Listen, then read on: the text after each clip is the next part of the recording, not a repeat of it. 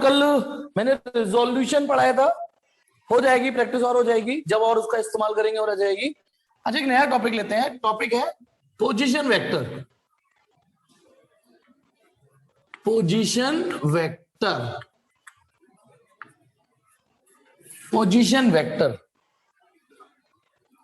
अब आप एक मिनट सुनना, ये अपने आप में एक फिजिकल क्वांटिटी है पोजीशन वेक्टर, अपने आप में। ये type of vector sir unit vector, null vector, parallel vector ये पढ़ाता था ना, वो एक अलग चीज है, वो तो बाकी टाइप ऑफ वेक्टर थे। लेकिन ये तो अपने आप में, जैसे वेलोसिटी वेक्टर होता है, फोर्स वेक्टर होता है, वैसे ही पोजीशन वेक्टर। पोजीशन को पोजीशन वेक्टर के रूप में देखिए, आ जाएगा समझ में। और इसको हम स्मॉल आर वेक्टर से रिप्रेजेंट करते हैं। पोजीशन वेक्टर के लिए जो ट्रेंड है वो है स्मॉल आर वेक्टर से। क्या कले से, चलिए स्टार्ट करते हैं। जैसे आपके पास एक ओरिजिन है, कोऑर्डिनेट सिस्टम है, ठीक है, और ये रही कोई पॉइंट, ये रहा कोई पॉइंट, ठीक है, ये कोई पॉइंट है, तो इसकी कोई ना कोई पोजीशन होगी। जैसे स्टार है, उसकी कोई ना कोई पोजीशन है, मून इधर है, उसकी अलग पोजीशन है, ठीक है, फलाना वाला स्टार उस पोजीशन पर है, वो बस इस पोजीशन पर है, हमारी क्रश उधर पोजीशन पर है। पोजीशन होती है कि नहीं? तो वैसे ही सपोज करो कोई कोऑर्डिनेट है, यहाँ पे कोई पॉइंट है, point, what I said, point, point. तो जब किसी पॉइंट की position with respect to origin बताई जाती है, with respect to origin, origin जो आप चुन लो, जो आप चुन लो, तो जब किसी पार्टिकल की position with respect to origin बताई जाती है तो उसको पोजीशन वेक्टर बोलते हैं। मतलब ओरिजिन से उस पॉइंट के लिए एक एरो खींचो, बस हो गया, this is position vector. Let this point is P. देखो पहले यहाँ पॉइंट था, खाली पॉइंट था, एरो तो मैंने अभी खींचा है जस्ट, तो ओरिजिन से उस पॉइंट को मिलाने के लिए जो मैं एरो खींचूंगा, वही एरो उस पॉइंट पी का पोजीशन वेक्टर बोला जाएगा। ओ से पी खींचे ना, एरो भी अवे फ्रॉम द ओरिजिन होना चाहिए, ये एरो ऐसे होना चाहिए, ओ से पी की ओर। तो ये जो ओपी वेक्टर है, ये जो ओपी वेक्टर है, या सिंपली जिसे मैंने आर वेक्टर लिख दिया है, यही है position vector of point P. Position vector of point P, समझना ये पूरा शब्द ही है। किसी पॉइंट के लिए ओरिजिन से एक एरो खींच दीजिए, वो जो एरो खींचा है वही पोजीशन वेक्टर है। सिंपल, कहानी खत्म। इसको थोड़ा और एलोबोरेट करता हूं, मतलब थोड़ा और अच्छे से कोशिश करता हूं। मान लो दो पार्टिकल हैं, एक ये रहा पार्टिकल P और एक ये रहा पार्टिकल Q। ये दो पार्टिकल है, ये अलग पोजीशन पर है, ये अलग पोजीशन पर है ना।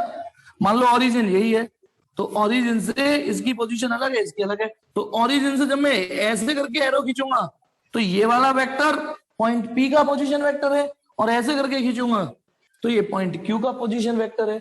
इसको अब क्लास में जब दो अभिषेक होते हैं तो अभिषेक 1 अभिषेक 2 लिख देते हैं, बिकॉज इस समय ग्राफ में दो बार मैंने पोजीशन वेक्टर यूज किया है, तो दे R1 वेक्टर और ये R2 वेक्टर, मतलब मैं लिख देता हूं। अच्छा पोजीशन वेक्टर को शॉर्ट में मैं लिखूंगा PV। तो ये जो O से P तक जो मैंने खींचा है OP वेक्टर, या जिसे सिंपली R1 वेक्टर लिख दिया है, ये क्या चीज है? Position vector of point P। मैंने इसमें बहुत आलसी बना यूज किया है, समझना। P डॉट V डॉट मतलब position vector of point P। और इसी फिगर में एक O से Q की ओर भी खींच रहा है, O से Q की ओर वेक्टर खींच रहा है, OQ, दैट इज जिसे सिंपली मैंने R2 वेक्टर भी लिख दिया है। ये क्या चीज है? Position vector of point Q। ये पोजीशन वेक्टर होते हैं। मतलब कुछ नहीं करना, यदि कोई पार्टिकल यहां पर है, ओरिजिन से खींच दो, लो हो गया पोजीशन वेक्टर। सपोज करो और थोड़ा हाईलाइट करता हूं, कोई बंदा सर्किल में घूम रहा है, मान लो ये रहा पार्टिकल, एक ही पार्टिकल है, सर्किल में घूम रहा है, मान लो वो घूम रहा है, तुमने उसकी 2-3 फोटो खींच ली, एक फोटो में वो यहां था तो ये रहे उसके पोजीशन वेक्टर। मान लो थोड़ी देर के बाद वो अगली फोटो में वो यहां आ गया, तो this will be the position vector. थोड़ी देर के बाद वो फिगर में यहां पे भी आएगा। बोलो भाई, पार्टिकल जब सर्किल में घूम रहा है और आप अलग अलग इंस्टेंट में फोटो खींच रहे हो, तो this will be the position vector. समझ गए कि नहीं? मतलब ओरिजिन से बस वहां तक एक एरो खींचना है, कहानी खत्म हुई। लेकिन इसमें शर्त ये है, ये जो डायरेक्शन होगी पोजीशन वेक्टर की, हमेशा ओरिजिन से अवे होगी। इन तीनों को गौर से देखो, ये रहा ओरिजिन, ठीक है, मान लो तो ओरिजिन से यूं खिंचा है अवे एरो, ये भी ओरिजिन से अवे खिंचा है, ये भी ओरिजिन से अवे खिंचा है। मान लो पार्टिकल घूम के यहां आ जाए यहां आ जाए, तो पोजीशन वेक्टर ऐसे खिंचेगा, अवे ऐसे, यहां आ जाए, दिस इज पोजीशन वेक्टर। तो पोजीशन वेक्टर समझ में आ गया। चलिए, किसी पार्टिकल की पोजीशन को ओरिजिन के रेस्पेक्ट खींच देना, एक ओरिजिन से खींच देना, वो पोजीशन वेक्टर हो गया। अच्छा, एक चीज समझना, जैसे हो सकता है किसी पार्टिकल कोई यूं जा रहा है, तो इस वाले वेक्टर को देखिए, इसका टेल कहीं और है, हेड कहीं और है। मान लो कोई वेलोसिटी ऐसे गिर गया, ये सपोज करो वेलोसिटी है। मान लो किसी का डिस्प्लेसमेंट ऐसे हो सकता है, कोई ऐसे जा सकता है, कोई ग्रेविटी से बॉल है ऊपर से नीचे गिर रही है, बोलो इसका एरो देख रहे हो नीचे की ओर है। लेकिन पोजीशन वेक्टर एक ऐसा वेक्टर जो हमेशा ओरिजिन से खींचना है, बस खत्म। ओरिजिन से खींचना है पार्टिकल की पोजीशन, मतलब पार्टिकल की पोजीशन को ओरिजिन से कनेक्ट करना है। पोजीशन वर्ड को इस्तेमाल करिए, पार्टिकल की पोजीशन को ओरिजिन से कनेक्ट कर दीजिए। और डायरेक्शन कहां कैसे होगी, ऑलवेज अवे फ्रॉम ओरिजिन। अब एक्चुअली ये क्या चीज है, देखिए जैसे हम हिंदू यूं करते हैं, मुस्लिम यूं करते हैं, क्रिश्चियन यूं करते हैं, मैसेज तो सबका वहीं पहुंचना होता है ना, चीजें तो वही है, सबका तरीका अलग है। तो एक्चुअली हम जो कोऑर्डिनेट ज्योमेट्री पढ़ के आए होंगे पास्ट में, कोऑर्डिनेट ज्योमेट्री कि ये कोई पॉइंट है, उसके कोई कोऑर्डिनेट होते हैं, ठीक है ना, उस कोऑर्डिनेट ज्योमेट्री को एक नए अंदाज में, नई लैंग्वेज में ऐसे पढ़ते हैं हम यहाँ पे। बस वहां पे एक्स कॉमा वाई लिखते हैं, यहाँ आर वेक्टर लिखते हैं, वहां एक्स कॉमा वाई लिखते हैं, यहाँ आर वेक्टर लिखते हैं। तो अगली जो हेडिंग है इसी में पोजीशन वेक्टर की सब हेडिंग है, पोजीशन वेक्टर की ही सब हेडिंग चल रही है, वो ये कि position vector in terms of position coordinate, position vector in terms of position coordinate. ठीक है, हेडिंग शायद नहीं समझ में आई हो, अभी मैं बताऊंगा, समझ में आ जाएगा। सपोज करो ये कोई पॉइंट है P, ये एक्स एक्सिस है, वाई एक्सिस है, ये ओरिजिन है, इसके कोऑर्डिनेट दे रखे हैं आपको एक्स वाई, इसके कोऑर्डिनेट दे रखे हैं। कोऑर्डिनेट ज्योमेट्री में तो कोऑर्डिनेट देंगे, तो आपको करना क्या है, सुनिए बेटा, उसने दे दिए कोऑर्डिनेट, अब आपसे करा इसका पोजीशन वेक्टर, मतलब हेडिंग क्या है, पोजीशन वेक्टर और पोजीशन कोऑर्डिनेट में आपस में रिलेशन क्या है, पोजीशन वेक्टर और पोजीशन कोऑर्डिनेट को। पहली बात तो सुन लीजिए, ये जो पोजीशन कोऑर्डिनेट है बस उसको एरो के रूप में रिप्रेजेंट कर दिया है, बस लैंग्वेज अलग हो चुकी है। बताइए, ये रहा पॉइंट, इसके कोऑर्डिनेट ये एक्स वाई, अब आपसे कोई कहे इसका पोजीशन वेक्टर खींचो, तो आप ओरिजिन से यही तो खींचोगे, ये पोजीशन वेक्टर हो गया, हो गया नहीं हो गया पोजीशन वेक्टर। अब देखिए बेटा, अब आपको करना क्या है, ये पोजीशन वेक्टर हो गया, ठीक है। अब यहां से एक परपेंडिकुलर यहां ड्रॉ करो, एक परपेंडिकुलर यहां ड्रॉ करो, इस समझ में आ जाएगा। तो ये यदि मैं इसको थोड़ी देर के लिए पापा मान लूं, इस आर वेक्टर को पापा मान लूं, तो इस पापा की एक औलाद तो ये रही, बोलो, और एक पापा की ये औलाद ये रही, है या नहीं, एग्री करते हो कि नहीं। यदि आर वेक्टर ऐसे खींच दिया मैंने, तो इस पापा की एक औलाद ये रही, एक औलाद ये रही, रेक्टेंगुलर कंपोनेंट है ना। आप बताओगे इस औलाद की लेंथ कितनी है, इस औलाद की लेंथ कितनी है, बताओ बताओ बताओ, इस वाली औलाद की लेंथ यानी मैग्नीट्यूड, ये है बिल्कुल ठीक एक्स। अच्छा, इसका नाम दे देता हूं मैं कुछ, इसका नाम ए, इसका नाम बी, तो बताना मैंने सही लिखा या गलत। R vector is resultant of OA vector and OB vector. Is it true or false? Check करके बताओ। R वेक्टर OA वेक्टर और OB वेक्टर का रिजल्टेंट है। एक सेवेस ही थोड़ा रेस्पॉन्ड कर रहा है स्पीड से, मुझे लग रहा है सेवेस ही थोड़ा इस बैच को बचा के चल रहा है, और किसी को समझ में नहीं आया, चलो इच्छा भी एक्टिवेट हुई, ठीक। तो ये जो R वेक्टर है, याद करो यार, रिजोल्यूशन वाला, एक औलाद ये रही, एक देखो फिगर भी दिख रहा है, इसे पैरेललोग्राम मान लीजिए, एक कंपोनेंट ये रहा, एक कंपोनेंट ये रहा, डायगोनल है, ये रिजल्टेंट है। अब देखना आ जाएगा एक झटके में समझ में, यदि प्रैक्टिस होगी तो। ओ ए वेक्टर, ओ ए का मैग्नीट्यूड, ओ ए की डायरेक्शन, है ना। तो क्या मैग्नीट्यूड है इसका, एक्स आई कैप।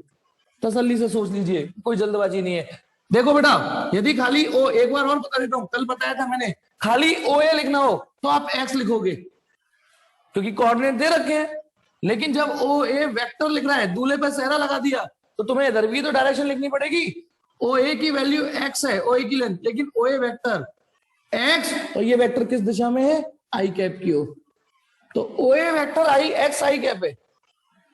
एंड बताओ, ये जो ओबी है, ओबी की लेंथ कितनी है भाई, भैया ये तो तुम जानते हो ना, ये x, भाई यदि किसी पॉइंट के कोऑर्डिनेट x, y है तो ये लेंथ x होती है, ये y होती है, ये तो जानते हो ना ये, और ये y होगा तो ये भी y होगा। तो बताओ ओबी, खाली ओबी लिखोगे तो y, लेकिन जब ओबी वेक्टर दूल्हे राजा बना दोगे इसे, इसकी चांद पर ठंडा कर दोगे तो y j कैप, क्योंकि ये वाला वेक्टर का एरो देखो किधर है, j कैप की ओर, तो इसलिए मैंने ओ ए वेक्टर को xi कैप, ओबी वेक्टर को y j कैप लिखा है। अब प्लीज इसको रट लेना, मैंने समझा दिया, रट लेना। मतलब थोड़ी देर पहले मैं क्या बता रहा था, आर वेक्टर है ना, कि आर वेक्टर होता है पोजीशन वेक्टर। तो आप देख सकते हो आर वेक्टर और पोजीशन कोऑर्डिनेट में क्या रिलेशन है, आर वेक्टर और पोजीशन कोऑर्डिनेट में क्या रिलेशन है। यदि इसके कोऑर्डिनेट एक्स वाई दिए हुए हैं तो एक्स आई कैप प्लस वाई जे कैप लिख के उसे आर वेक्टर लिख देना। मतलब चीजें एग्जांपल से समझ में आती हैं। या एक मिनट एग्जांपल, जैसे सपोज करो इस पॉइंट के कोऑर्डिनेट 3,4 है, ये तो हो गई पुरानी लैंग्वेज और ये सही है, लेकिन वेक्टर की लैंग्वेज में इस पॉइंट को आप ऐसे करके पोजीशन वेक्टर बना दोगे ओरिजिन से खींच के। तो अब सुनिए, इस वाले टॉपिक से ज्ञान लीजिए और इस पे चिपकाइए।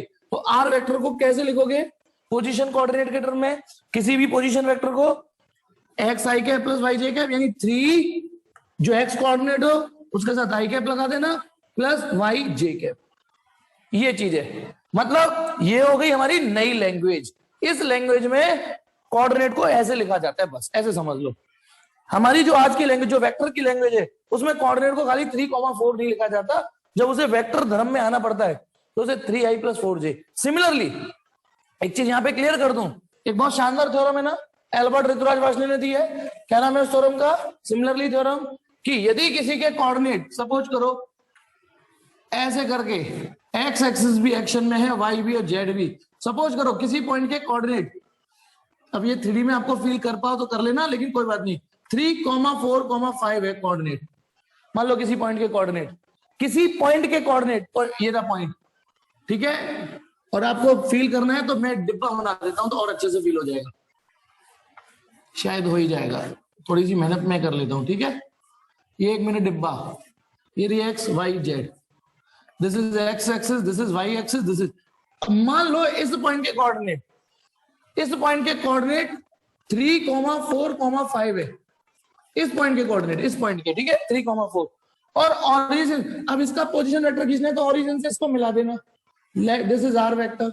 तो इस फिगर में आर वेक्टर कैसे लिखोगे पता है, 3i cap plus 4j cap plus 5k cap, यानी पता है क्या हुआ, यहां कोऑर्डिनेट कॉमा लगा के लिखते हैं या प्लस लगा के लिखते हैं, यहां कोऑर्डिनेट जो पुरानी कहानी थी उसमें 3,4,5 लिखते थे, यहां उन कोऑर्डिनेटों को ऐसे लिखा जाता है, समझ गए कि नहीं, थोड़ा सा लिखने का अंदाज। अब बताओ हम हिंदी लिखते हैं, कोई उर्दू में वैसे लिखता है, यहां से लिखना स्टार्ट करता है, उनका लिख मेरे पे तो नहीं आती, मेरे पे तो नहीं आती, वो यहां से लिखना स्टार्ट करते हैं। हिंदी अलग तरीके से लिखी जाती है, इंग्लिश अलग तरीके से लिखी जाती है, ठीक है। चलिए, होपफुली कि आपको पहला पोजीशन वेक्टर समझ में आया, पोजीशन वेक्टर। तो अच्छा एक मिनट, इसका उल्टा एग्जाम्पल पूछता हूं, यदि किसी पार्टिकल का पोजीशन वेक्टर ऐसे लिखा हुआ है 6i cap plus 8j cap, तो बताएंगे पार्टिकल की कोऑर्डिनेट क्या है, पार्टिकल के कोऑर्डिनेट क्या है बताओ। यदि कोई किसी पोजीशन वेक्टर ऐसे लिखा हुआ है, वेरी गुड, कितना सिंपल, लेकिन इसे भी टाइप करने में इच्छा, देव, दिया, नंदिनी, तुषार, वेरी गुड। अरे तुषार वैल्यू 6,8,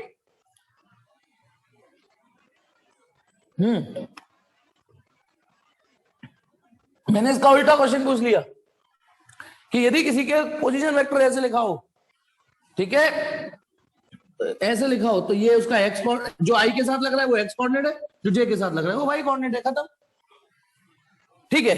अच्छा यदि ये लिखा हुआ है तो R vector equal to 6i cap minus 8j लिखा हुआ है, तो पता है कोऑर्डिनेट हो गए 6, -8, कोऑर्डिनेट। -8 का मतलब जानते हो ना, -8 का मतलब कि नीचे की वाई की ओर, -8 का मतलब वही डायरेक्शन, बताओ माइनस का मतलब है डायरेक्शन ही तो हुआ, ठीक है ना ये चीज।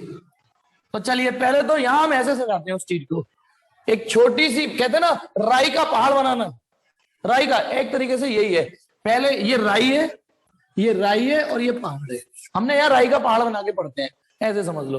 3,4,5 लिख देते थे, या 3,4 लिख देते थे, राई उसका पहाड़ बना दिया, ठीक है। लेकिन धीमे धीमे पता चलेगा कि इस पहाड़ से बहुत फायदे हो जाएंगे। इस अंदाज से फिजिक्स पढ़नी थोड़ी इजी हो जाती है, फिजिक्स पढ़नी इजी हो जाती है। लग रहा है इरिटेटिंग लगता है कि यार एक अजीब सी लैंग्वेज है, छोटी सी चीज जो ऐसे लिखते थे उसको ऐसे लिखना पड़ रहा है, लेकिन आ जाएगा। अब आ जाइए नेक्स्ट हेडिंग, एसएस लेना है ले लीजिए, वैसे तो सब चीज है। तो क्लास में थोड़ी तबीयत क्या बेटा, तबीयत ठीक नहीं है शुभम? अच्छा सर थोड़ी तबीयत खराब है तो कम, कोई बात नहीं बेटा, हाँ ये चलो एक्सेप्टेबल है, पर सबकी तबीयत थोड़ी नहीं खराब है शुभम, कोई बात नहीं, गेट वेल सून, अपना आराम करो और आराम से पढ़ो। चलिए अब आ जाइए, हेडिंग क्या थी? Position vector. कुछ नहीं, एक डंडा करना सिखाया है सर ने, एरो ओरिजिन से खींचना है। फिर दूसरी हेडिंग क्या सिखाई? पोजीशन वेक्टर को कोऑर्डिनेट के साथ कैसे कनेक्ट करते हैं, तो सर ने बता दिया राई का पहाड़ बनाना है, ठीक है। नेक्स्ट, अब अगली हेडिंग देखो, ये जो टॉपिक है इसी में ये भी पोजीशन वेक्टर ही चल रहा है। ये चीजें ना फिजिक्स पढ़ने में आसान कर देंगी धीमे धीमे। अब अगली हेडिंग है इसी में ही सब heading, displacement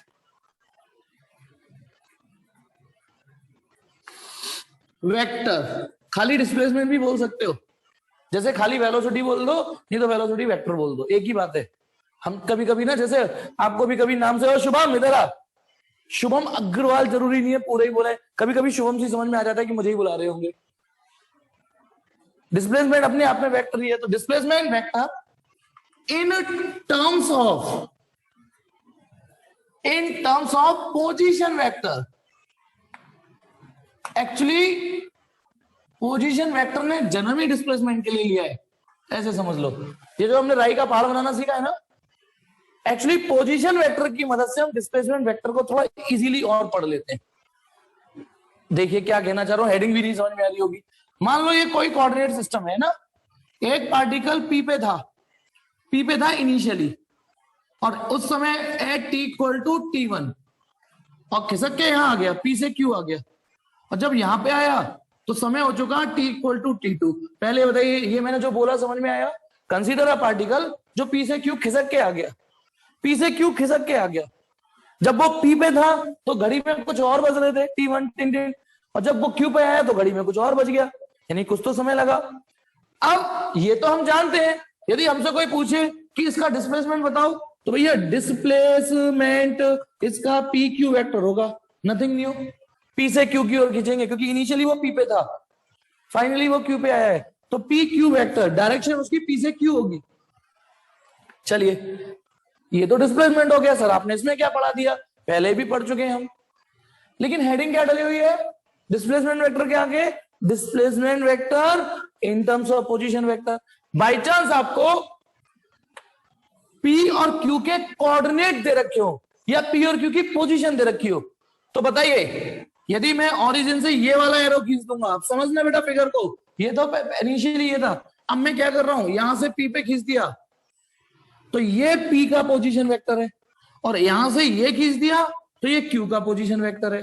position vector origin से खींचेगा, पोजीशन वेक्टर का एरो हमेशा अवे फ्रॉम ओरिजिन ही होगा। इनके एरो पे भी ध्यान देना, ये मेरे लिए आपके लिए सबके लिए शर्त है। तो ये R1 और R2 समझ में आ गया क्या चीज है? R1 P का पोजीशन वेक्टर है, R2 Q का पोजीशन वेक्टर है। चलिए अब मैं डिस्प्लेसमेंट वेक्टर और पोजीशन वेक्टर को कनेक्ट कर रहा हूं। बेटा यदि मैं इसमें केवल इस ट्राइंगल, एक ट्राइंगल जो बन गया है OPQ, in triangle OPQ in triangle OPQ using triangle law of vector addition, बताइए कौन सी दो side as a component vector की तरह इस्तेमाल करेंगे हम, और कौन सी वाली रिजल्टेंट की तरह इस्तेमाल करेंगे आप? यदि मैं आपसे कहूं कि एक ट्राइंगल है, तो कौन सी वाली साइड रिजल्टेंट की तरह दिख रही है? अच्छा चलो एक ही बता दो, कौन सी वाली साइड रिजल्टेंट होगी? अच्छा कौन सी वाली साइड रिजल्टेंट होगी? सब लोग एक ही आंसर दो, कौन सी वाली साइड रिजल्टेंट होगी? देव को लगता है PQ, नंदनी को भी लगता है PQ, इच्छा को लगता है R2, महक को लगता है PQ के ग्राहक ज्यादा है, और शिवेश को लगता है PQ। चलिए अच्छा मैं आपकी मदद करता हूं, फिर अपना आंसर चेंज करना हो तो एक मौका दूंगा, उसे छोड़ो चूल्हे में जाने दो, एक नया सवाल है ऐसे करके, ठीक है। ट्राइंगल लॉ के हिसाब से मुझे इसमें रिजल्टेंट ढूंढना है, लगाओ क्राइम पेट्रोल लगाओ, सावधान रहें, सतर्क रहें। तो ट्रायंगल लॉ कहता है जो दो साइड सेम ऑर्डर में होती है वो कंपोनेंट होती है, और जो तीसरी साइड रिवर्स ऑर्डर में होगी वो रिजल्टेंट होगी। तो अब ढूंढिए कौन सी वाली, हाँ इच्छा आपका आंसर ठीक है, लेकिन बाकी लोग ढूंढिए कि कौन सी वाली साइड ऐसी है जो रिवर्स ऑर्डर में है और कौन सी दो साइड सेम ऑर्डर में। तो मुझे बेटा R1 R2 ऐसे पूरा बोलोगे तो मैं कंफ्यूज हो जाऊंगा, और PQ के लिए PQ इस्तेमाल कर लेना पड़ा, या तो R1 बोलना या R2 बोलना या PQ बोलना, एक्चुअली फिर मैं कंफ्यूज हो जाऊंगा। तो मुझे अब दोबारा से बेटा CID लगाओ, बताओ कौन सी वाली साइड रिजल्टेंट की तरह बिहेव कर रही है, कौन सी वाली साइड। हर्ष अब ठीक है, दिया अब ठीक है, मैं बिल्कुल ठीक है, और भी दो अब बेटा, ये वाली सोच जो अभी मैंने दी है, हाँ नंदिनी अब ठीक है, क्योंकि ट्रायंगल लॉ ने हमें ये सिखाया था ना, जो दो साइड सेम ऑर्डर में होंगी, जो भी दो साइड वो होंगी कंपोनेंट, और जो उनके ऑर्डर को तोड़ रही होगी वो जो अपोजिट ऑर्डर में होगी वो होगी रिजल्टेंट। तो गौर से देखो, O से P और P से Q ये दोनों सेम ऑर्डर में, OP PQ यही है जो अपोजिट ऑर्डर में। तो ट्रायंगल लॉ कैसे लगेगा, ट्रायंगल लॉ लगेगा कि R1 vector plus PQ vector का रिजल्टेंट है R2 वेक्टर। सबको समझ में आना चाहिए, ये सबको आना चाहिए। रुक रहा हूं मैं यहां पे फिर से, R1 vector plus PQ vector ये दोनों सेम ऑर्डर में थी, R1 वेक्टर PQ वेक्टर ये रिजल्टेंट की तरह बिहेव करेगी ये। तो जो रिजल्टेंट है उसे मैंने यहां लिख दिया, बाकी दो को जोड़ दिया बार बार। अब देखिए तो PQ वेक्टर कितना हो गया बेटा, इसको इधर ले जाओ, R2 vector minus R1 vector, heading यही थी। बताइए LHS क्या चीज है, डिस्प्लेसमेंट। देखो लिख रहे हैं ना, बंदे का डिस्प्लेसमेंट तो P से Q हुआ है, ठीक है समझ गए, लेकिन यदि तुम्हें डिस्प्लेसमेंट निकालना है तो आप R2 में से R1 घटा दीजिएगा, डिस्प्लेसमेंट आ जाएगा निकल के। और R2 R1 क्या चीज है, पोजीशन वेक्टर है ना कोऑर्डिनेट्स के, एक Q का है पोजीशन वेक्टर, एक P का पोजीशन वेक्टर है। हेडिंग क्या थी, हेडिंग क्या थी, अच्छा मैं आपको हेडिंग दूं, volume of sphere in terms of radius, तो वॉल्यूम इक्वल टू 4/3 πr3। तो आप देख रहे हो कि नहीं, वॉल्यूम रेडियस से ही तो निकलेगा, रेडियस पता हो तो यानी यदि आपको R2 और R1 के पोजीशन कोऑर्डिनेट पता हो, समझ रहे हो, R1 पता हो वेक्टर और R2 पता हो, समझना, राई पता हो, फिर हम इसे पहाड़ बना लेंगे, फिर इस पहाड़ में से इस पहाड़ को घटाएंगे, डिस्प्लेसमेंट निकल के आएगा। और एक और चीज याद करने के लिए, R2 मुझे कंफर्टेबल लगता है इसलिए लिखा, इसे RF भी लिख सकते हो, इसे RI भी, लेकिन मैं तो नहीं लिखता हूं final position vector minus initial, क्योंकि इनिशियली बंदा यहां था, फाइनली Q पे आया है। R2 किसके पोजीशन वेक्टर है, Q के पोजीशन वेक्टर है, फाइनल पॉइंट के हैं, R2 फाइनल पॉइंट के, और R1 पॉइंट P का पोजीशन वेक्टर इनिशियल। तो फाइनल में से इनिशियल घटा देना, फाइनल में से इनिशियल, फाइनल में से इनिशियल। चलिए अभी थोड़ी सी प्रैक्टिस कराता हूं, अच्छा लगेगा तभी। देखिए सपोज करो एक कोई बंदा यहां से यहां चला गया, ये A से B यूं चला गया, इसके कोऑर्डिनेट मुझे दे रखे हैं, इमेजिन करो 2,3, और इसके कोऑर्डिनेट दे रखे हैं मान लो 5,7। सही है, दो कोऑर्डिनेट, एक बंदा A से B चला गया। अब मैं इसका इस्तेमाल करके दिखाता हूं, जरूरी नहीं है मैंने P और Q से सिखाया है तो A B पे सवाल नहीं आ सकता। बताइए इसका डिस्प्लेसमेंट तो A B वेक्टर हुआ है ना, यदि हमसे कोई पूछे इसका डिस्प्लेसमेंट कितना है, this will be the displacement vector, है ना, A B वेक्टर डिस्प्लेसमेंट होगा। अब यदि मुझे इसकी वैल्यू लेंथ निकालनी है तो देखो प्लीज बेटा, यहां से यहां एक ओरिजिन से ये खींचा, तो ये क्या कर दिया मैंने, ओरिजिन से पॉइंट A को मिला रहा हूं, तो ये पॉइंट A का पोजीशन वेक्टर है RA वेक्टर। आपको R1 अच्छा लगता है तो R1 लिख लीजिए। सुनो बेटा, मैंने RA वेक्टर, एक नई लैंग्वेज, क्योंकि इतने सारे सिंबल यूज होते हैं, इतने सारे सुविधा के अनुसार। तो आप देखिए यहां से ओरिजिन से A को मिला दिया, तो ये A का पोजीशन वेक्टर है, ये RA वेक्टर है। ओरिजिन से इसको मिला दूंगा, ओरिजिन से, तो ये RB वेक्टर है। Is it okay, R1 R2 लिख लीजिए, मुझे वही कंफर्टेबल लगता है। मुझे तो जब फ्लो बनेगा तो मैं तो R1 R2 ही लिखूंगा फिलहाल, लेकिन मुझे नए ठीक है। अब बताइए इसमें ट्रायंगल लॉ लगाइए। वैसे तो मैं डायरेक्ट कहूंगा कि डायरेक्ट याद कर लीजिए, फाइनल माइनस इनिशियल, लेकिन एक बार और ट्रायंगल लॉ लगा दीजिए। तो कौन सी वाली साइड रिजल्टेंट की तरह प्ले करेगी, कौन सी वाली साइड रिजल्टेंट की तरह प्ले करेगी, ओ बी या आर बी, है ना, बिल्कुल ठीक। तो बताइए R A vector plus A B vector equal to R B vector. तो ए बी वेक्टर किसके बराबर आया, R B vector minus R A vector. अब भी तो वही आया कि displacement vector equal to final position vector minus initial. अब तसल्ली रखो, अभी काम पूरा नहीं हुआ। थोड़ी देर पहले मैंने आपको एक चीज बताई थी कि यदि ये कोई कोऑर्डिनेट 3,4 लिख रहा है ना, और ऐसे करके ये आर वेक्टर खींच दिया मैंने, तो जिसे हम राइट बनाते थे 3,4, तो पहाड़ कैसे बनता था 3i + 4j। याद आया या नहीं आया? अभी पुरानी बात भी नहीं, अभी थोड़ी देर पहले की बात है कि आर वेक्टर बराबर 3i + 4j। मुझे बताइए इसी चीज का इस्तेमाल करके नाउ इसको इक्वेशन 1 डाल के छोड़ देता हूं। मुझे बताइए, मुझे यदि आर ए वेक्टर लिखना है इन टर्म्स ऑफ कोऑर्डिनेट तो कैसे लिखूंगा, 2i + 3j।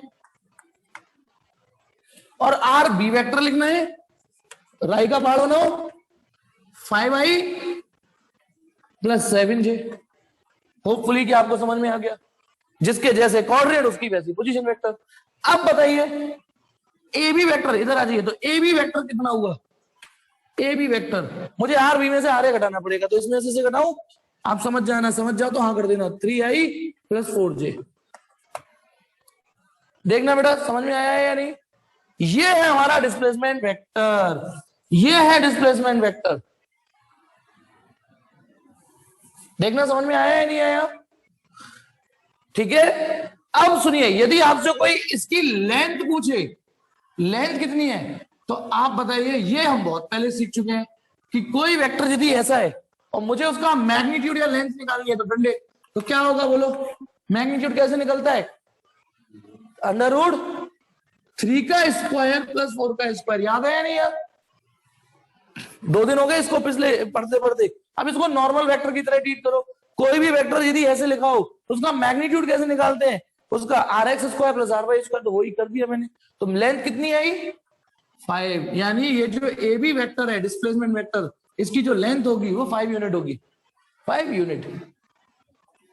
अब मैं इसको भी क्रॉस वेरीफाई करवा सकता हूं, क्रॉस चेकिंग, याद दिलाता हूं, क्रॉस चेकिंग। मान लो हमने ये सब नहीं पढ़ा होता, है ना, ये सब नहीं नौटंकी पढ़ी होती, सिर्फ ये पढ़ा होता कि एक पॉइंट ये रहा 2,3 और एक पॉइंट ये रहा 5,7। बताइए आपने डिस्टेंस फॉर्मूला पढ़ा है या नहीं पढ़ा, पढ़ा है या नहीं पढ़ा? सिर्फ यही होता। मान लो पोजीशन वेक्टर के रूप में नहीं सजा के पढ़ा है डिस्टेंस फॉर्मूला। तो पता है ए बी की वैल्यू कैसे निकाल सकते थे आप, √x2 - x1 का स्क्वायर + y2 - y1 का स्क्वायर। करते हैं या नहीं करते बोलो? x2 माइनस, ये डिस्टेंस फॉर्मूला था, तो चलिए डिस्टेंस फॉर्मूले का, कन्हैया नहीं पढ़ा ये फॉर्मूला, चलो कोई नहीं, डिस्टेंस फॉर्मूला इस्तेमाल करिए। तो x2 - x1, 5 - 2, 5 - 2, 3 का स्क्वायर, 7 - 3, 4 स्क्वायर। देखो वही आ रहा है या नहीं आ रहा? रिश्ता वही, सोच नहीं, रिश्ता वही, सोच नहीं। डिस्टेंस फॉर्मूले से भी निकाल के दिखा दिया। ये उन लोगों के लिए जिसे डिस्टेंस फॉर्मूला आता है, उसको ये समझ में आना चाहिए कि हाँ यार सही चीज हुई है, सही चीज समझ गए।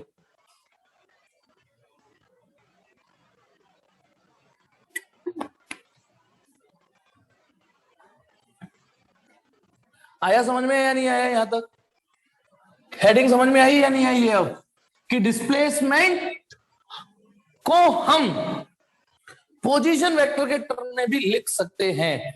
यदि मुझे ये कोऑर्डिनेट पता हो, ये कोऑर्डिनेट पता हो, तो मैं डिस्प्लेसमेंट निकाल सकता हूं इस अंदाज से, final minus initial, final minus initial.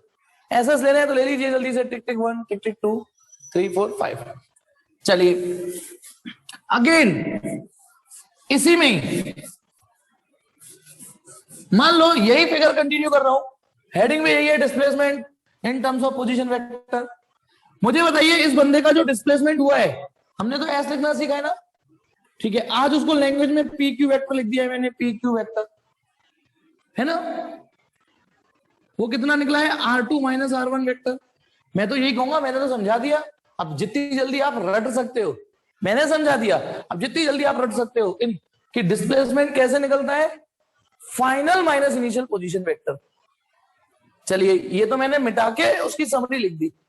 अब बताइए यहां पर वो T1 टाइम पर था, जब वो यहां था तो टाइम T1 था, जब वो यहां आया T2 टाइम था। कितना टाइम लगा P से Q तक आने में? टाइम टेकन बताना, आपसे पूछता हूं कितना टाइम लगा उसको P से Q तक आने में? कैसे निकालोगे आप? ऐसे तो निकालोगे T2 माइनस T1। अरे इसमें भी कोई रॉकेट साइंस हो गई? मान लो जब वो यहां था तो 6वां सेकंड था, और जब वो यहां आया तो 12वां सेकंड था, तो 12 में से 6 घटा दो, पता चल जाएगा कितनी देर लगी। तो ये क्या चीज है? P से Q तक का डिस्प्लेसमेंट। ये क्या चीज है? P से Q तक आने में लगने वाला टाइम। तो बताना क्या मैं फिर वेलोसिटी नहीं निकाल सकता? अब तो देयरफॉर वेलोसिटी, जो वेलोसिटी निकलेगी, बताइए वेलोसिटी का क्या फॉर्मूला होता है वेलोसिटी का? अब तो वेक्टर लगाना पड़ेगा, वन डायमेंशन में जो हो गया तो हो गया। वन डायमेंशन जब पढ़ते थे तो वेक्टर लगाते नहीं थे, वहां तो हमने किसी पे वेक्टर नहीं चलाया, पर अब तो सीख गए ना। तो वेलोसिटी कैसे निकलती है? वेलोसिटी तो ऐसे ही निकलती है ना, velocity displacement upon time taken, displacement upon time taken, ऐसी निकलती है। तो बताइए वेलोसिटी डिस्प्लेसमेंट हुआ है R2 माइनस R1 वेक्टर, बताना न्यूमरेटर सही है कि नहीं? R2 माइनस R1 डिस्प्लेसमेंट, और टाइम कितना लगा है? T2 माइनस T1, ये वेलोसिटी हो गई। सोचिए इस सिंबल को डेल्टा R वेक्टर लिख सकता हूं और इसको डेल्टा T लिख सकता हूं, सिखाया था मैंने। फाइनल में से इनिशियल घटाओ तो डेल्टा लिखते हैं, फाइनल माइनस इनिशियल डेल्टा लिखते हैं, ठीक है? तो याद रखना आपकी वेलोसिटी ऐसे भी निकाली जा सकती है। वाकई नई चीज आ गई है, नई चीज आ गई है। बताइए velocity equal to delta S upon delta T पढ़ा, एक दिन वो था जब मैं ये पढ़ता था, ये पढ़ाया करता था, आज वो दिन है जब ये आ गया। तो बताइए वेलोसिटी की डेफिनेशन सुनना, rate of change of displacement. अब वेलोसिटी की खुशखबरी सुनिए, जैसे ट्राइंगल के दो फॉर्मूले होते हैं ना, एरिया ऑफ ट्राइंगल निकालने के दो फॉर्मूले हैं, हाफ बेस इनटू हाइट से निकाल लो, चाहे हीरोज फॉर्मूला लगा लो, एक ही आएगा। तो अभी अभी ताजा समाचार मिले हैं, वेलोसिटी निकालने के भी दो फॉर्मूले हैं, एक फॉर्मूला ये था, एक ये था। बताओ ये क्या था? शब्द बोलूंगा तो अंतर समझ में आएगा। Rate of change of displacement, rate of change of displacement, और यहां क्या शब्द यूज करूंगा? Rate of change of position, rate of change of position, क्योंकि आर वेक्टर पोजीशन होता है। तो rate of change of displacement, rate of change of position, कोई सा भी डेफिनेशन यूज कर लीजिए, दोनों ही वेलोसिटी निकलेंगी। कोई सी भी definition use, rate of change of displacement, rate of change of position. Hope कि आपको ये वेलोसिटी निकालनी समझ में आ गई। और यदि डेल्टा टी टेंस टू 0 हो, यदि आपको ये वाला टाइम नहीं मिले, इतना टाइम इंटरवल ना मिले, इतना भी ना मिले, और कम कर दो, इतना सा टाइम इंटरवल मिले, तो यही फॉर्मूला क्या बन जाएगा? बताओ किसको याद है? देखता हूं यही फॉर्मूला क्या बन जाएगा, किसको याद है? अरे वाह इच्छा, अरे वाह शिवेश, वेरी गुड। ये फॉर्मूला बन जाएगा, देव बिल्कुल ठीक, दिया बिल्कुल ठीक, ये फॉर्मूला बन जाएगा dr upon dt, and then it will be called as instantaneous velocity. इसको फिर हम इंस्टेंटेनियस वेलोसिटी पुकारेंगे, और एक्यूरेट हो जाएगी ये और एक्यूरेसी से निकलता है। समझ में आया या नहीं आया? यदि टाइम इंटरवल यहां से यहां तक का टाइम इंटरवल मिले ही नहीं, बहुत मामूली सा टाइम मिले, डेल्टा टी टेंस टू 0, तो डेल्टा आर भी टेंस टू 0 होगा, वो डी टी हो जाएगा, वो डी आर हो जाएगा। तो वेलोसिटी, ये वेलोसिटी, ये इंस्टेंटेनियस वेलोसिटी। ध्यान करो यहां इंस्टेंटेनियस वेलोसिटी क्या थी? ds upon dt, ds upon dt। और सुनिए एक्सेलरेशन के लिए कोई नया फॉर्मूला नहीं है। यदि मान लो आपको एक्सेलरेशन निकालना पड़ा, तो एक्सेलरेशन तो वैसे ही निकलेगा जैसे निकालते आ रहे हैं, rate of change of velocity, rate of change of, मतलब पहले वेलोसिटी निकाल लो, जैसा भी सीन बन रहा है, डिस्प्लेसमेंट वाला सीन बनना है तो ds अपॉन dt लगा लेना, पोजीशन वेक्टर वाला सीन बनना है तो dr अपॉन dt लगा लेना। सीख जाओगे बेटा, प्रैक्टिस करोगे तो सीख जाएंगे, ठीक है? ओ हाँ बेटा, अभी पहले मैं अपनी बात ये खत्म कर लूं फिर दोबारा। तो बेटा आज आपने वेलोसिटी निकालने के लिए ये भी चीज इस्तेमाल करी, rate of change of position. कल तक क्या यूज कर रहे थे? Rate of change of displacement. वो भी ठीक है, ये भी ठीक है। अच्छा मुझे फटाफट बताइए, एक क्वेश्चन दे रहा हूं आपको। यदि इस ये रहा कोऑर्डिनेट 4,7, ठीक है, तो जल्दी बताइए इस कोऑर्डिनेट को पोजीशन वेक्टर में लगेंगे तो कैसे लगेंगे? जल्दी बताइए, जल्दी जल्दी जल्दी जल्दी। फिर मैं असली एक और अगला सवाल दूंगा। ये तो 12वां क्वेश्चन है। यदि कोऑर्डिनेट 4,7 है तो पोजीशन वेक्टर क्या हुए? जल्दी से राई का पहाड़ बनाओ। हाँ जी, दिया बिल्कुल ठीक। हाँ अच्छा ठीक है, देखो देव बिल्कुल ठीक, हर्ष ठीक। 4i + 7j, 4i प्लस मतलब ये पोजीशन वेक्टर होगा और R vector will be 4i + 7j। चलिए अब मेरा असली क्वेश्चन, फटाफट उंगलियां कीपैड पे रख लीजिए। अब बताइए ओरिजिन के पोजीशन वेक्टर क्या होगा? ओरिजिन का पोजीशन वेक्टर क्या होगा? खुद ओरिजिन, जैसे मैंने इस पॉइंट का पूछा है, इस पॉइंट का। हाँ बेटा दिया ठीक।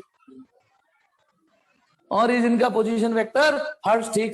पोजीशन वेक्टर सार्थक राय का पहाड़ भी बनाना है। अच्छा ठीक है। हाँ जी बेटा देखिए, जैसे इसके 4i + 7j हो गया। अब यदि यहां पे निकालोगे तो इसके कोऑर्डिनेट तो 0 0 होते हैं ना, तो जब आप इसे लिखोगे r vector equal to 0i + 0j लिखना पड़ेगा, यानी नल वेक्टर ही हो गया। तो क्या 0i 0j है? नल वेक्टर का एक और एग्जांपल आ गया ना, नल वेक्टर केवल सेंस रह गया। नल वेक्टर जैसे एक एग्जांपल कि यदि मैं चौक को ऊपर फेंकता हूं तो वेलोसिटी हाईएस्ट पॉइंट पे कितनी है? Null vector. तो इसे रट लीजिए कि कोऑर्डिनेट में से 0 0 बोलते हैं और वेक्टर में से, पोजीशन वेक्टर में से नल वेक्टर बोलते हैं। फिर एक और चीज सुनिए, मैं एक और चीज बताता हूं। देखो नाम तो बहुत सारे यूज होते हैं, जैसे सपोज करो पार्टिकल t = 0 पे यहां था, t = 0 पे, फिर यहां t = t पर यहां आ गया। मैंने आपको क्या सिखाया है? इसे R1 बोल दो, इसे R2 बोल दो। सिखाया है या नहीं सिखाया बोलो? मतलब एक मिनट, t = 1 पर यहां था और t = t1 पे यहां, t = t2। आपको क्या सिखाया है मैंने? कि जब वो यहां था तब उसके पोजीशन वेक्टर R1 थे, जब वो यहां आ गया तो पोजीशन वेक्टर t2 थे। इसमें एक फ्लेक्सिबिलिटी जो आप खुद इस्तेमाल कर लीजिएगा। यदि मान लो इनिशियली वो यहां पर है, मान लो t1 अभी स्टार्ट हुआ ही हुआ है, तो फिर हम यहाँ t2 लिखते हुए अच्छे लगेंगे? ये बताओ, बताइए। t1 t2, लेकिन जब पहला ही टाइम 0 है तो फिर वो t2 लिखना अच्छा नहीं लगता।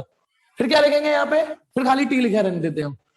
अरे यार जब क्लास में एक ही अभिषेक हो और मैं उसे बोलूं अभिषेक 2 खड़े हो जाओ, तो ये अजीब सी बात हो जाएगी ना, तो खाली t लिख के छोड़ देते हैं। तो अच्छा t1 t2 लिख दोगे तो कोई बुराई नहीं हो जाएगी, लेकिन जब उसने 0 बोल रखा है तो फिर, तो उस केस में इसे हम R1 R2 ना बोल के पता है क्या बोल देते हैं? इसको R0 और इसको R वेक्टर ऐसे बोल देते हैं। R1 R2 बोल दोगे तो कोई फांसी नहीं होगी फांसी, गलत वो भी नहीं है। पर ऐसा है कि सिचुएशन के हिसाब से अब नाम तो कुछ भी रख लो। ऐसे तो लोग अपने कुत्ते का नाम भी टाइगर रखते नहीं रखते? कुत्ते का नाम भी टाइगर रख लेते हैं तो कोई मना थोड़ी नहीं है।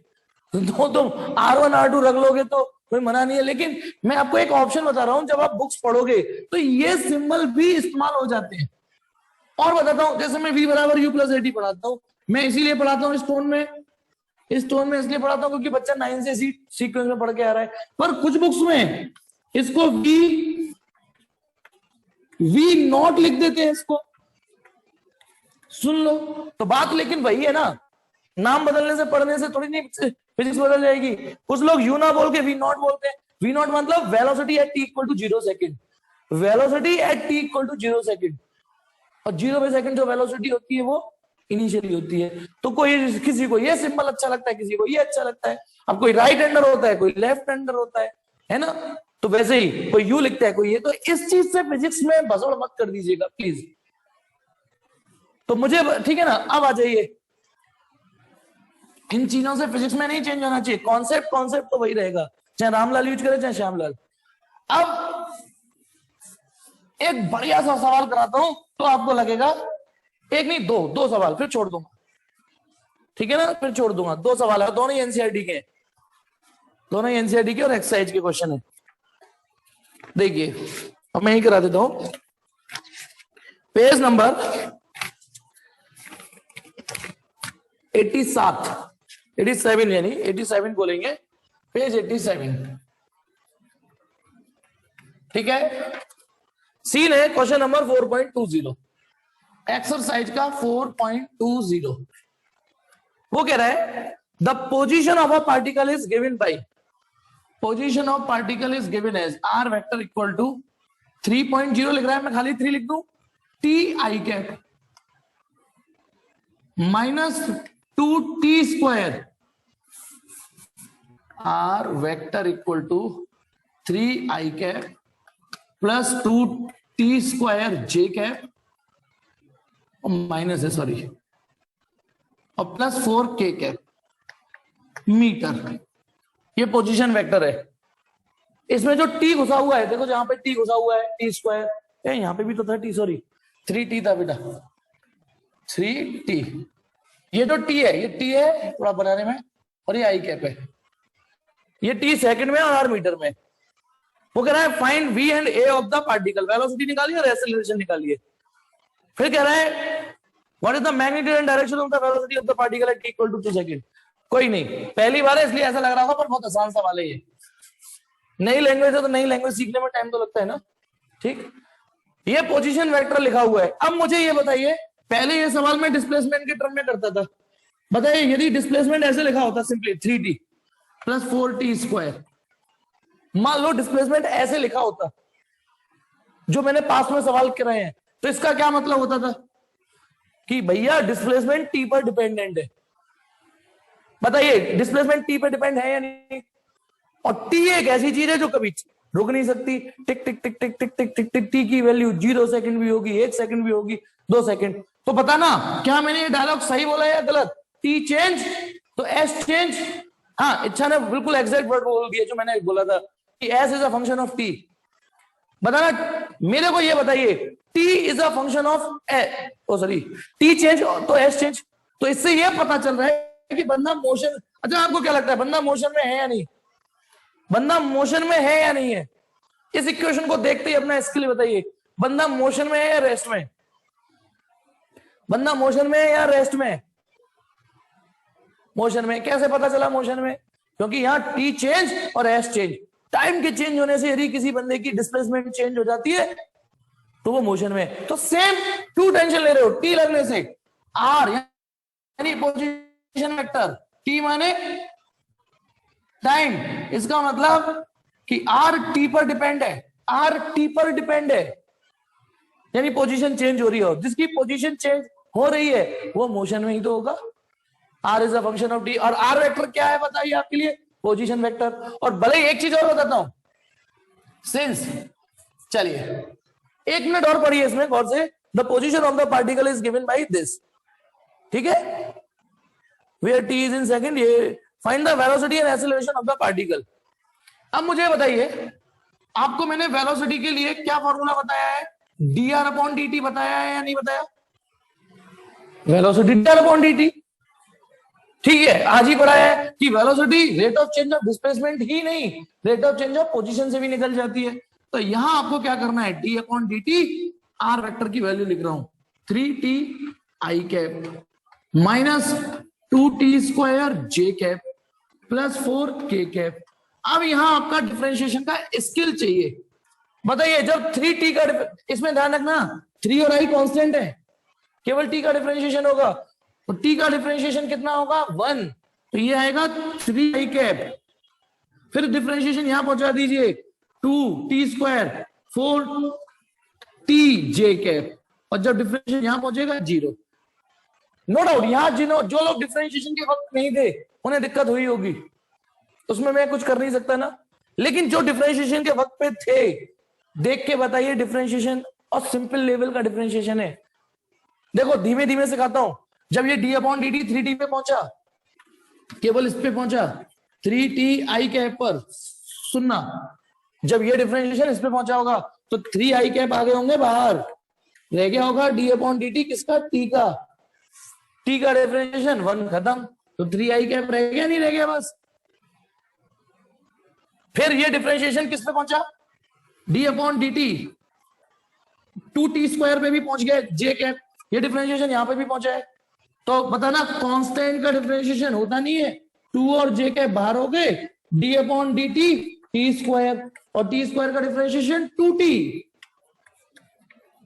ये हो गया कंजोड़ों को समझाने के लिए एक एक स्टेप। और 2 to the 4, 4t J cap, 4t J cap, और ये तो 4 और के दोनों ही कांस्टेंट है, 0।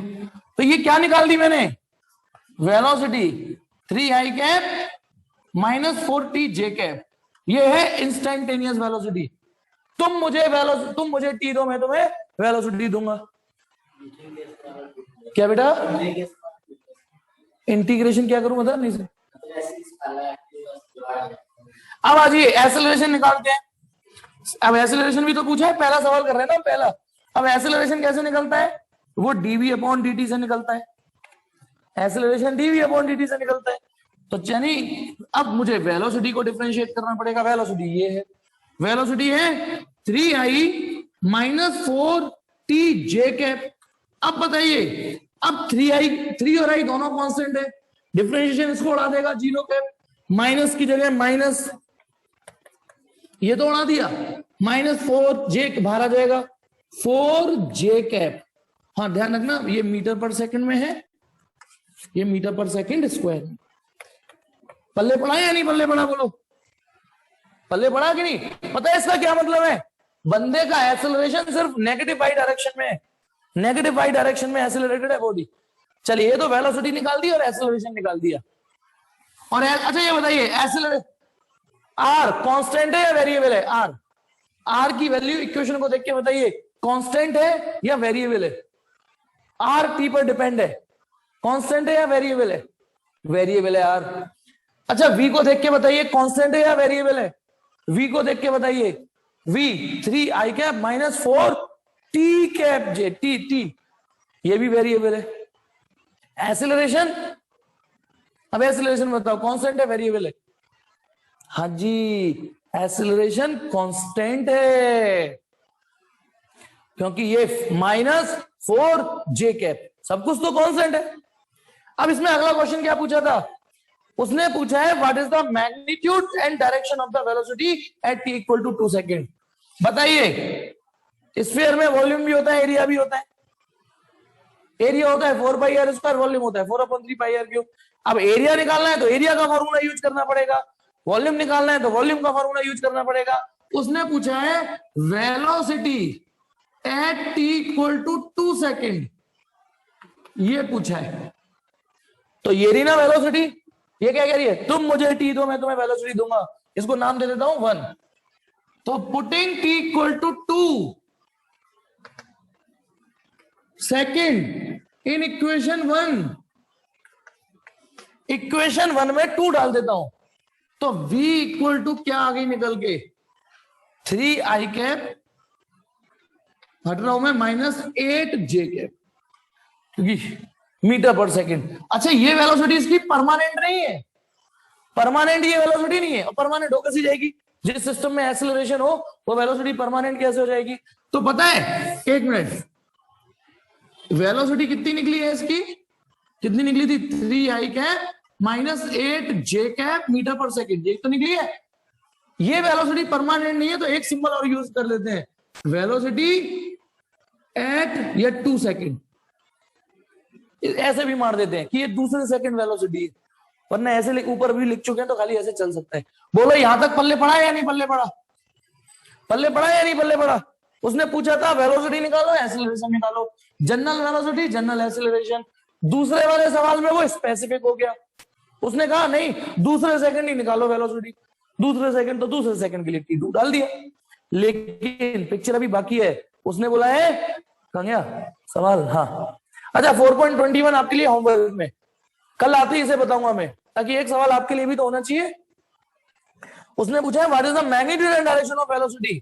तो बताइए इसका मैग्नीट्यूड, देखिए मैग्नीट्यूड तो एक झटके में निकाल दोगे तुम, मैग्नीट्यूड क्या होगा, √3 स्क्वायर प्लस 8 स्क्वायर। जब कोई वेक्टर ऐसे लिखा हो तो उसके x कंपोनेंट का स्क्वायर y कंपोनेंट का स्क्वायर करके जोड़ देते हैं। 5 क्यों आएगी बेटा, अच्छा नहीं, √73 आ रहा है, 64 होना, √73 मीटर पर सेकेंड, और लगभग 8 पॉइंट समथिंग आएगा ये, क्योंकि देखो 8 का स्क्वायर करोगे 64 हो जाता है, और 9 का स्क्वायर करोगे तो वो 81 हो जाता है। तो ये तो तय हो गया, ना ये 81 है ना ये 64 है, तो करीब 8 पॉइंट समथिंग आएगा। ये मैग्नीट्यूड हुआ, डायरेक्शन नहीं निकली अभी। जब तक आपकी प्रैक्टिस नहीं हो रही तो फिर आप फिगर बनाइए, जब आपकी प्रैक्टिस हो जाएगी ना तो आपको, मैंने लिखा फोर्थ डायरेक्शन, फिगर बनाने की जरूरत नहीं पड़ेगी। बताइए 3i minus 8j, 3i minus 8j minus 8j, यही तो बनेगा, पहले बताओ। 3i माइनस 8j है ना, कल पढ़ा चुका हूं। अब बताइए, कोई बताएगा ये क्या चीज है? कौन बताएगा ये क्या चीज है? यही तो रिजल्टेंट है 3i और माइनस 8j का, यानी यही है वेलोसिटी, यही है वो वेलोसिटी। कौन सी वाली? At t equal to 2 second वाली वेलोसिटी। समझ में आया या नहीं आया भाई? 2 सेकेंड पे वेलोसिटी 3i माइनस 8j थी, 3i माइनस 8j है ना, उसका ही तो रिजल्टेंट है ये। अब डायरेक्शन निकाल दीजिए, यानी ये एंगल निकालना है मुझे, माना ये एंगल अल्फा है, मान लो मैं विद रिस्पेक्ट टू एक्स निकाल देता हूं, है ना। ध्यान रखना, ये एक्स था, ये ओरिजिन था, ये पॉजिटिव फाई था ये। तो बताइए tan अल्फा निकालिए। tan अल्फा क्या होगा? परपेंडिकुलर का मैग्नीट्यूड अपॉन बेस का। परपेंडिकुलर का मैग्नीट्यूड कितना है बताइए? परपेंडिकुलर अपॉन बेस, परपेंडिकुलर की लेंथ यानी मैग्नीट्यूड कितना है बताओ जल्दी। -8 बता रहा है कि नहीं है? तो सिर्फ 8 होगी। अभी तक आप माइनस का इस्तेमाल करना नहीं सीख पा रहे, बाकी तो ठीक बता रहे हैं। 8 लेंथ तो पॉजिटिव ही आएगी ना निकल के, मैग्नीट्यूड, इसका मैग्नीट्यूड अपॉन इसका मैग्नीट्यूड 3, 8 अपॉन 3 कितना हो गया ये? 2.333। देखना बेटा टिग्नोमेट्रिक टेबल, टिग्नोमेट्रिक टेबल देख के बताओ। 70 डिग्री 70 आ रहा है, देखना। शिवेश का तो आ गया, एक बार कंफर्म कर लूं और से। टिग्नोमेट्रिक टेबल देखो, 10 का कैलेंडर खोलिए पहले, 10 का कैलेंडर, और उसमें देखिए 2.33 कहां आ रहा है। 2.33 क्यों आएगा ये? 3 2 पॉइंट, रुको रुको रुको, 3 दूनी 6 बचेंगे 2, 2.6667 ऐसे आएगा बेटा, सॉरी हाँ 2 पॉइंट। अब देखो, अब देखो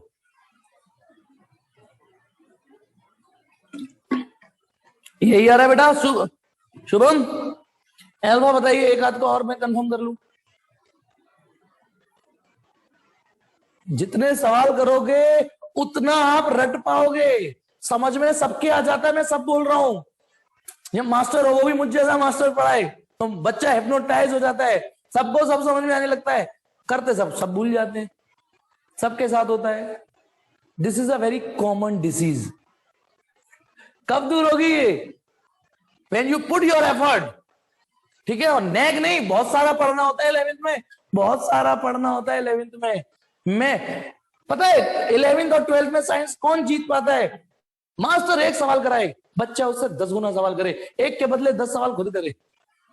अरे यार मास्टर नहीं करा सकता 10 के 10 सवाल एक टॉपिक पे, उसको आगे भी पढ़ना होता है, एक टाइम फ्रेम में उसे सिलेबस भी कराना है। अच्छा कराने को मैं तो आर वेक्टर पे इतने सवाल करा दूं, इतने, हर अगले दिन आर वेक्टर पे ही सवाल करा रहा हूं, हर अगले दिन आर वेक्टर पे ही सवाल करा रहा हूं, हर अगले दिन। फिर तुम ही गाली दोगे, तुम ही छोड़ दोगे मुझे, क्योंकि सिलेबस तो आगे बढ़ नहीं रहा। तो न्यूमेरिकलों का कोई और छोर नहीं होता। तो चलिए मैं ये मान लेता हूं अल्फा 70 डिग्री, लेकिन क्या एक अच्छे बच्चे की तरह केवल 70 डिग्री छोड़ जाओगे लिख के? फिर बेटा वो चुल्ल मचा देगा, 70 डिग्री किधर 70 डिग्री? आप लिखोगे पॉजिटिव एक्स डायरेक्शन के साथ 70 डिग्री, और वो भी क्लॉकवाइज। मैं आंसर देखता हूं क्या आ रहा है। तुम लोगों ने तो बताया नहीं, एक आदमी बताया बस। 4.20